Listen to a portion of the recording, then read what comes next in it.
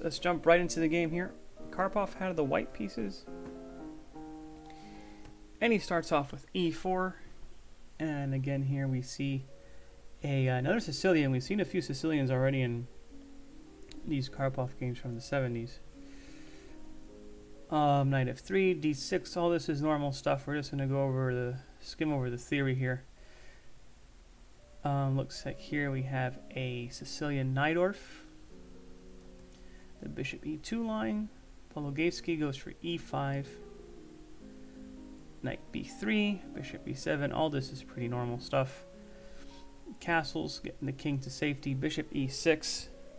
That's a pretty common thing here in this opening. This square d5 is going to be pretty important.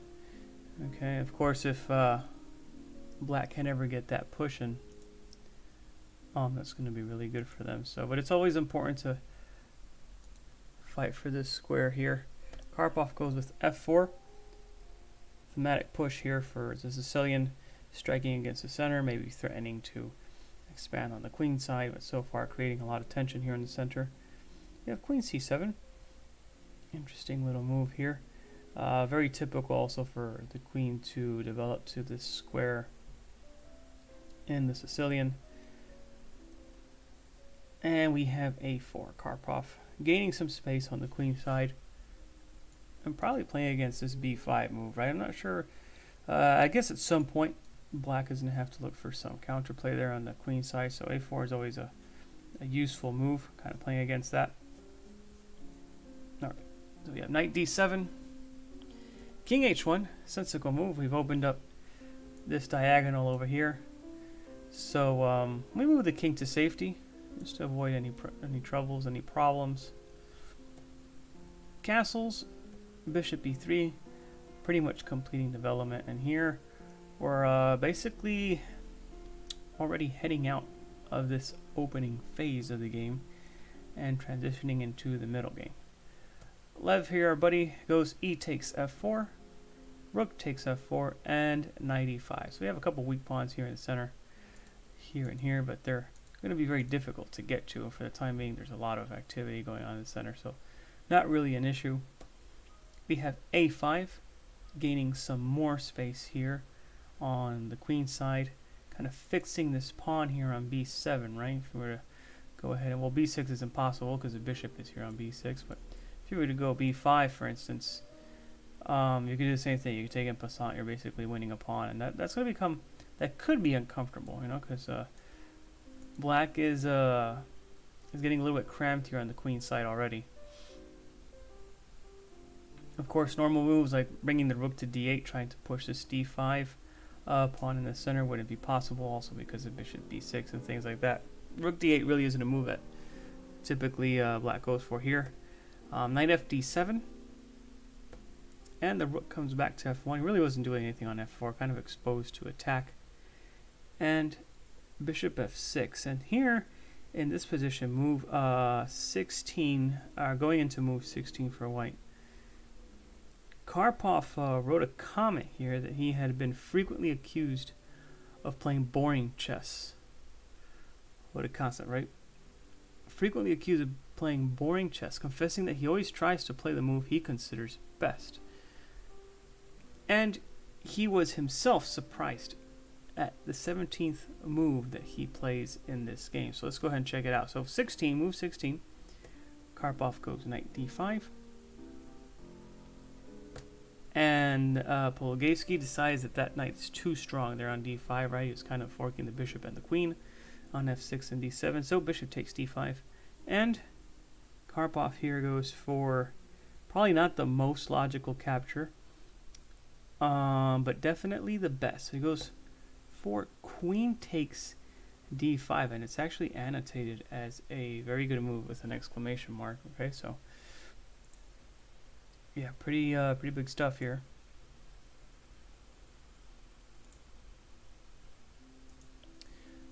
Queen takes d5. This is strategically the most desirable move as it keeps control of the d5 square with the pieces. This was not a part of Karpov's preparation, and it was impossible to calculate everything. He mainly used his intuition telling him that white has good compensation for the pawn. So yeah, not the most logical, right? Because you take with d5 and all of a sudden you're dropping this guy here on c2, and we'll go into that in just a little bit. But the other option here, of course, was to play e takes d5. E takes d5, and then possible continuation here for black would be knight c4, right? Hitting the bishop on e3 and the pawn on b2. So of course bishop takes c4 is kind of almost forced. Queen takes c4 and then c3. Rook a8, and black has a great position here. Arguably he might be even a little bit better. So yeah, this wasn't going to, a little bit passive move, e takes d5. So what's the big deal about queen takes d5, right? So of course, as we mentioned, this pawn is being left hanging on c2, and the critical move is to capture it. I mean, there's no way around this. So queen takes c2, and yeah, I mean, if they're gonna hang a pawn, they better prove that they got something here. Karpov goes knight d4, gaining a tempo on the queen and bringing the knight towards the center. Some interesting squares now here for the knight, particularly f5, and maybe the b file might even open up for one of the rooks should black take on b2. We got to point out too that even though Karpov, right, is giving up this pawn on c2, the one on d6 is also very weak. Okay, so once we get the situation with this bishop sorted out, because knight b3 was kind of forced, right, because e2 is hanging. Once we get the defense of this bishop sorted out, the knight comes to f5, the pawn on d6 is still weak. There's a lot of play here for supposed sacrifice pawn on c2. So after knight d4, Polugaevsky plays queen takes b2. He goes for it. He's like, listen, I don't believe any of what you're doing. I'm going to take all your pawns. Queen takes b2, critical move. Other options here, he could have played a bit more, I don't want to say passive, but maybe a bit more on the safe side. And he had queen c5 as well as an option. So a possible continuation here for white could be knight f5, bringing the knight to the strong square. And also we have a discovered attack here. Not of any consequence, right? The point of moving this queen to c5 is to exchange on d5, so he's not going to just leave his queen hanging there. Queen takes d5, e takes d5, and white's going to regain the pawn here on d6, and he's going to keep very active play. Plus, he has a bishop pair, so it's a good position for white. And queen c5 wasn't the most critical option for black. So we have queen takes c2, knight d4, and he goes for it. Queen takes b2, and here, Karpov is just going to continue improving his pieces and improving control, basically, of the center and of the open files. And the annotator comments here: the main thing to focus on in the next phase is Karpov's piece control in the center. With correct black play, this should offer just good compensation. But from a practical point of view, it is the most promising approach. For black, there are two important elements: control over the e5 square and his queen's activity, preventing white from regrouping for an attack. So yeah, he goes rook a b1, what we had talked about already, right? Bringing that rook to the file. b7 is being hit, d6 is being hit. Currently, as it stands right now, white is down 2 pawns, but it's undeniable that he has very, very good piece activity and great compensation for these pawns, and very soon he's going to be regaining one, if not both, of those pawns. Okay. So Lev here decides to go queen c3. Maybe not the best move. The commentator mentions that maybe queen a3, or the annotator rather, maybe queen a3 would have been a little bit more active. Either way, it's already becoming a bit of a trying position for for black. Okay, so he goes queen c3. The bishop on e3 is hanging. And the knight, once again, another knight move, defending the other bishop that's being attacked now, and at the same time inserting himself in a very active square here on f5. Good stuff for Karpov. He's not rushing to gain his pawns back. Obviously, he couldn't in on this move, right? Because his bishop was hanging. But he's just focusing on improving his pieces and trying to get the most activity out of his setup here. This is white's pressure all over the board is obvious, but black remains stable on the dark squares, and his queen can generate some counterplay. So this is very, very far from over. Queen c2 hitting the other bishop now on e2, and Karpov goes with rook b, e1.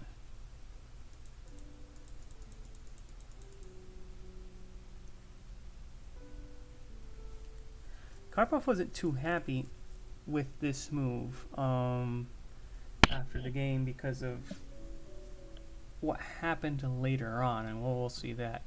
What were the options? Well, the options, the obvious one, right, is rook fe1. It makes a lot of sense to bring this rook and not the other one, because the other one's already placed on a very active square attacking black's weakness here on b7, right?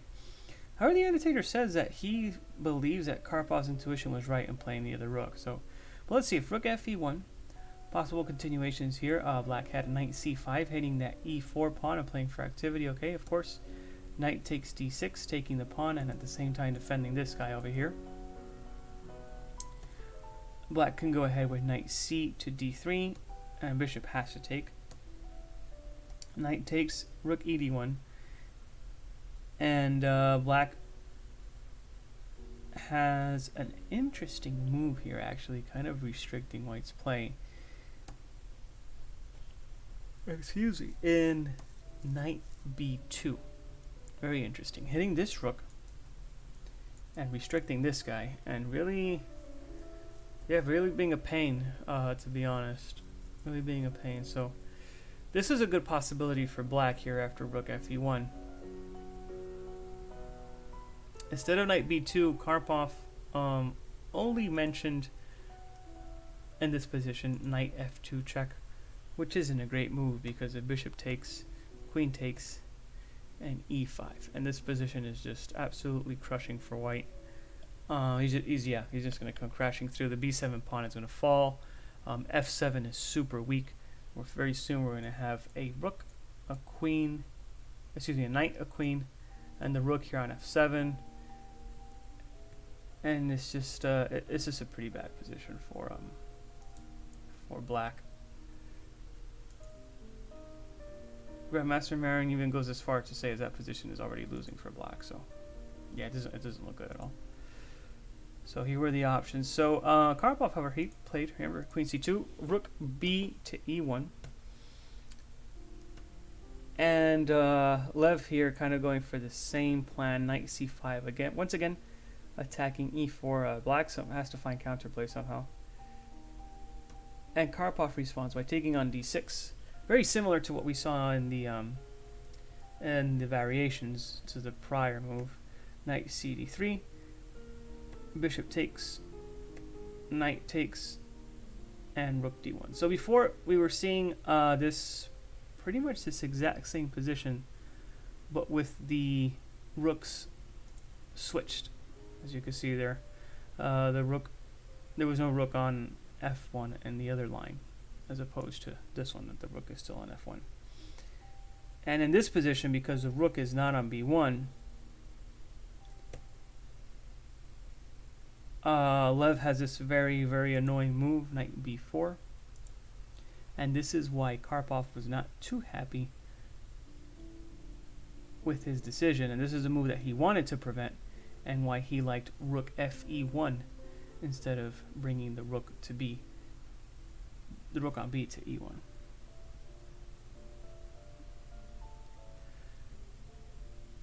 Another option here, they go out of their way to point out, and the other variation, let me see if I can find it. Here in this position, knight b2 was a very strong move. However, in this position, it's not quite the same thing, is after knight b2, now you have rook d2. Before you couldn't play rook d2 because the rook on b1 was hanging. Okay, let me just go back really quick to that position. If you play rook d2 here, after, where is it? After knight b2, you play rook d2, you're just hanging the rook on b1. But now it's different. Okay, so you have rook d2, queen c3, bishop f4. Yeah, and black's pieces are in a little bit of danger. That knight is kind of wandering around there on b2. It's very close to getting trapped, and e5 is coming once again. So this isn't ideal. But knight b4, very strong move, correctly spotted here by Mr. Lev Polugaevsky. And Karpov took on b7. And he was a little bit critical of this move. He says that after being a pawn down, and for a short while 2 pawns down, he couldn't resist restoring material equality. You can't really blame him, especially when you take a look at the move that he's recommending here. He says that, what did I just click? Okay, here we go. He offers, instead of queen takes b7, he offers queen h5 as an interesting improvement with serious threats, first of all, of e4, e5, and even exchange sacrifices with rook takes f6 because the queen is now defending on d1, right? Possible continuation here, obviously, g6, right? Trying to boot that queen out of the... It's never comfortable to have a queen like right up in front of your castle position. So g6 makes a lot of sense. Kind of weakening the dark squares, but it doesn't matter because you have that bishop there on f6. And here, he could try for queen c5. Queen takes and bishop takes. And Karpov ends the line here because he thought it was pretty good. Black's minor pieces are hanging. But incredibly enough, these ones, right? You got the bishop on f6, he's being attacked. And you got the knight here on b4, he's being attacked. Incredibly enough, though, you still have bishop c3, moving one of the attacked pieces and at the same time defending the other one. So if you try to continue going for that bishop, rook f3, and now you have knight a2. And a true white can retrieve the pawn on b7 and install a dominant bishop on b6, but black still has defensive resources. Remember, after taking on b7, we're just basically restoring the material balance here. And yeah, white's position is better, but there's no clear way yet on any immediate victories or anything of the sort. Plus a5 is kind of, it's a little bit tender now, it's being bothered there, so that could be a problem down the road. So yeah, not so sure about Karpov's move, or his suggestion queen h5. His move in the game, queen takes b7 instead of queen h5, might have been a little bit better. Okay, so queen takes b7, and of course rook a b8. We see that same idea again. Earlier in the game, black took on b2, and white rushed to bring the rook to the newly opened file and gain a tempo on the queen. Here we see the same thing. Makes a lot of sense, right? Getting that queen out of there. It's in a pretty strong position as of right now, but also running out of squares, you have to be a little bit careful, right? So Karpov goes for queen a7, and it was at this moment where we're going to go a little bit into this position here, but Polugaevsky played what is marked here as a bad move. His move was queen c6. He had quite a few options that were at least worth considering here. He went with queen c6. This is an interesting psychological moment. Lev also endured some pressure during the whole previous phase, and now that he has a free tempo for himself, commits the decisive mistake. In order to keep the balance, black needs his queen to be active. The natural return home only gives white free hands for his initiative. So queen c6 at first sight, right? It's just it's more kind of a conceptual thing more than any forced victory here or anything of the sort. It's just it's a passive move. And Karpov is just going to start tying you down. But at first glance, it doesn't really seem obvious that this is a mistake at all, right? So, yeah, it's interesting that Polugaevsky committed the same kind of mistake in his analysis when he recommended Queen e2, stating that Rook d1, Rook de1 was a good move for white. Instead, Karpov actually was intending to play Bishop b6, kind of dominating the position here, right? We saw a similar idea on one of the last games that we discussed where he stuck a bishop on a7, just completely shutting down Black's position. Of course, here this isn't so much he's not trying to get control of the b file, but more limit the rook here on b8.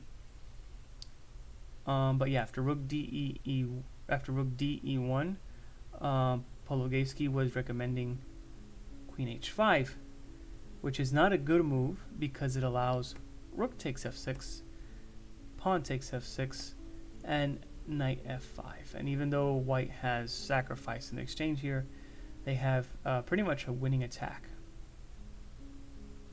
And they know if nothing else works, even bishop g1, that's bishop g1, followed by rook e3 and g3 is pretty much just is killing here.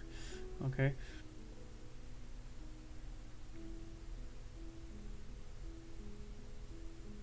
Okay, so Queen e2 we've seen not the best move for even in Lev's own lines. It's not good. Okay, because you completely miss rook takes f6. Another option here was knight to c6. Immediately hitting the queen here, sitting on a7. The queen has to move. It doesn't have too many squares either. So queen c7, and then knight b4.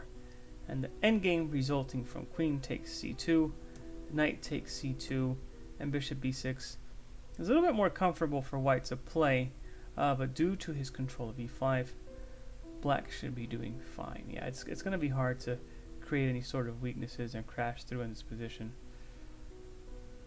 So this endgame is probably not the best for white if they're trying to win. Another option instead of knight c6, or are we here, queen e7, was rook a8, which Karpov was probably planning to meet that with queen d7. After having lured the rook back into the corner. Okay, so for example, if the rook a8, queen f5, and in view of the threat of e4, e5, this pawn push over here, black seems to be in trouble. But with his queen active, he has the incredible knight d3. What's the idea? For instance, if you try to go e5 here, you just take, knight takes f7, knight f2. What an amazing resource, right? Leads to drawish simplifications. If you take with the rook, you're going to get hammered with rook takes d1 or queen takes d1, whatever. And if you take with the bishop, you could just go rook takes f7, or after the queen, right? The queen's hanging. Take with the bishop. Actually, if you take with the bishop, you're hanging the queen yourself. Interesting. Wow, what a move. What a move.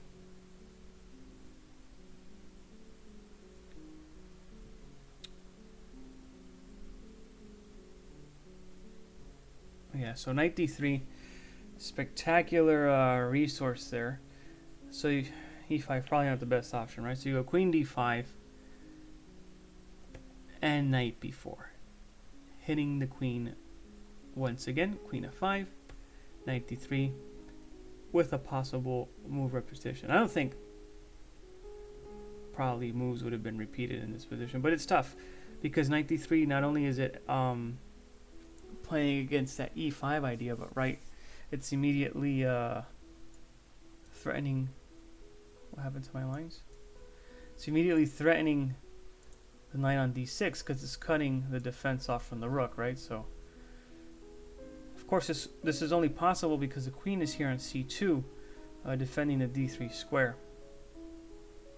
With the queen all the way on c6, none of these tactical moves would have been possible.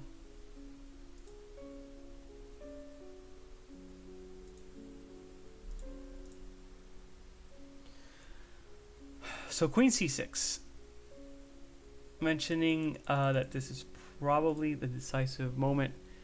Queen is too far away to kind of generate any sort of counterplay. And Karpov responds here in typical Karpov fashion, a very, very good move in bishop f4. Suddenly, black cannot organize a blockade on e5 anymore. Neither knight c6 or knight d3 is available as a consequence of the previous move. And while Karpov was thinking over his previous move, his trainer Furman suggested the following sacrifice in the analysis room. Rook takes f6 looks like if it was also very good. Okay, so rook takes f6, pawn takes f6, bishop h6. They say this is more or less winning, as white is planning a quick queen switch to the king side, starting with queen e3, queen over here, right? And if you decide to go queen c2 yourself, then white has rook c1, queen d3, and queen c5. And that transfer over to the queen side has begun. Queen e2, queen f5,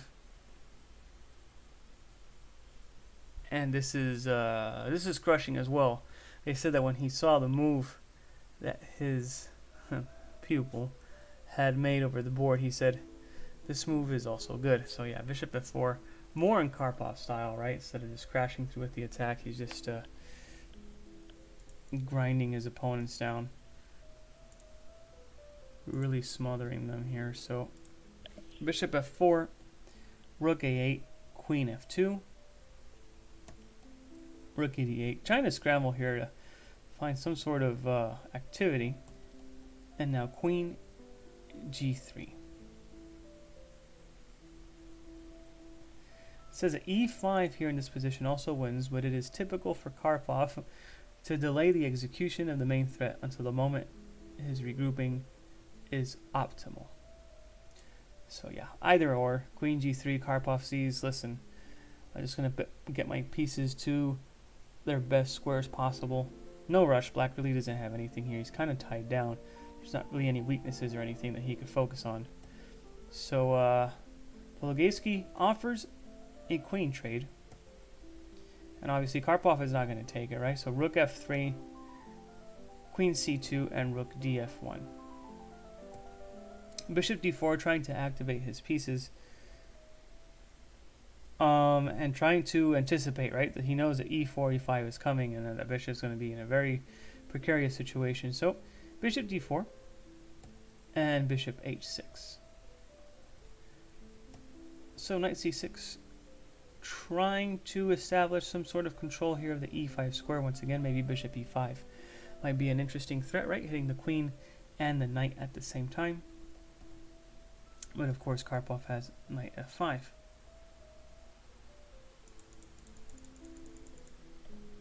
Interestingly enough, there's a little bit of a trap here. You think, well, I could just go knight takes f7, right? And here is a bit of a trap. Queen c4, what a move, right? So if you move your knight, let's say to g5, queen takes f1, rook takes f1, and rook takes f1, right? Say for instance, well, let's actually move it here. I don't know, just any silly move, maybe knight d6, just so we could see what we're talking about here. Then queen takes f1. This is just pretty much game. Queen takes f1, check. Rook takes f1, and this is checkmate. So Karpov sees that threat. Even then, though, and it's kind of like it's a cheapo, it's a desperate attempt. You don't have to move the knight, though, after queen c4. You have the amazing and brilliant bishop takes g7. What a move, right? With the idea that if bishop takes g7, queen takes g7, king takes g7, and rook g3, and that is checkmate.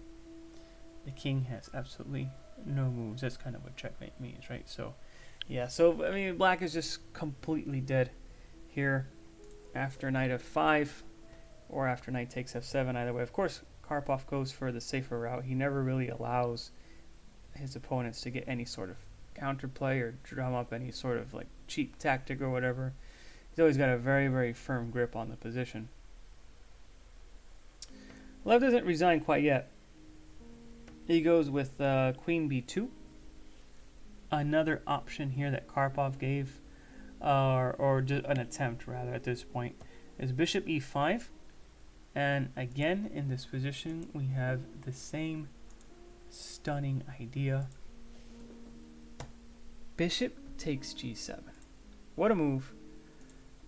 Brilliant. Just absolutely brilliant, right? With the idea that, of course, if bishop takes g3, rook takes g3 with a winning attack. For instance, oh my god, it's been a long day. I'll fall asleep already. The arenas are not going to be good. For instance, h5, bishop f6 check, king h7 is only move, rook g7, king h8 is only move, rook takes f7, king g8 is only move, and that, my friends, is checkmate. So not even bishop e5 works in this position. Of course, you have to calculate all this. If you're not too familiar with this theme here, bishop takes g7, it might be a little bit hard to see over the board, but Karpov had no doubts. And obviously Lev saw it too, as he went for queen b2.